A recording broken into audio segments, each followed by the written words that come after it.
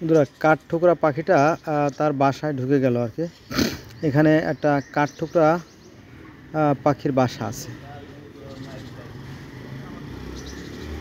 এখন ওই গর্তের মধ্যে যদি আমরা খোঁজ নেই তাহলে দেখা যাবে যে এখানে কাঠঠোকরার বাচ্চাও আছে।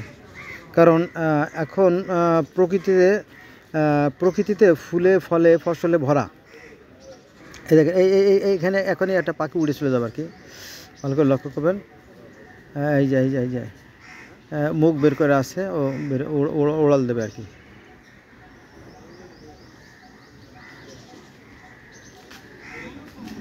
দেখেন ও খুব জ্ঞানী পাখি, ও খুব সাবধান রয়েছে। কেউ টের পায় কিনা কি, ফ্রুত করে দেখবে যে ফ্রুত করে উড়াল দেবে সে।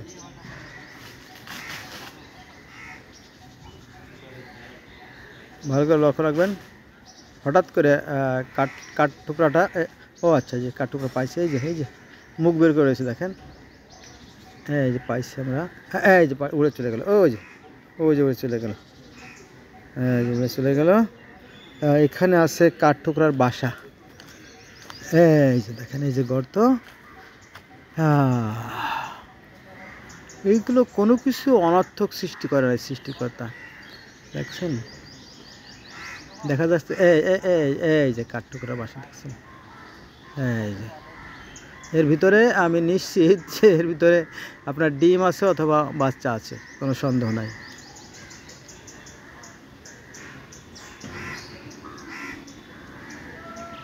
বোঝা গেছে বিষয়টা? এই হলো বিষয়।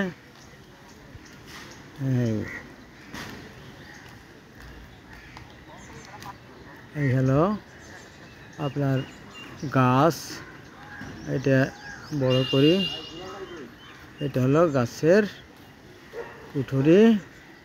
এই কুঠুরির ভিতরে আছে পাখির বাচ্চা। দেখেন, হ্যাঁ। আমি এই মুহূর্তে আসছি আপনার ঢাকা কলেজের ছোট মাঠের ভিতরে আর কি। বন্ধুরা এগুলো আসলে মনে করতে পারে দুষ্ট বুদ্ধি, হ্যাঁ হইতে পারে দুষ্ট বুদ্ধি। হ্যাঁ, আমরা তো গ্রামের ছেলে না, আমরা তো বুঝতে পারি কি।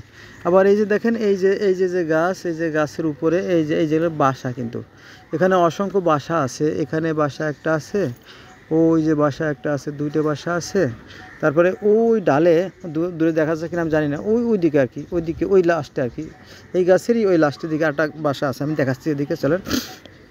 এখানে কয়েকটা ছেলে ছিল। এই দেখ, এবার স্পষ্ট দেখা যাচ্ছে ওই যে বাসা দেখেন, ওই যে মহাশূন্যে বাসা। ওই যে আবার ওদিকেও বাসা আছে, সরি দেখা যাচ্ছে না। এই যে দেখা যাচ্ছে, এই যে এখানে বাসা দেখা যাচ্ছে।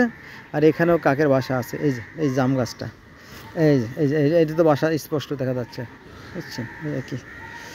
তো সৃষ্টিকর্তা অনর্থক কিছু সৃষ্টি করেন নাই, এই গর্তটাও অনর্থক সৃষ্টি করেন নাই। এই গর্তটা হ্যাঁ পাখিরাই সৃষ্টি করছে, সৃষ্টিকর্তার শক্তি কাজে লাগে। আরও উপরেও আছে, উপরেও গর্ত আছে, ওখানে হয়তো পাখির বাসা আছে।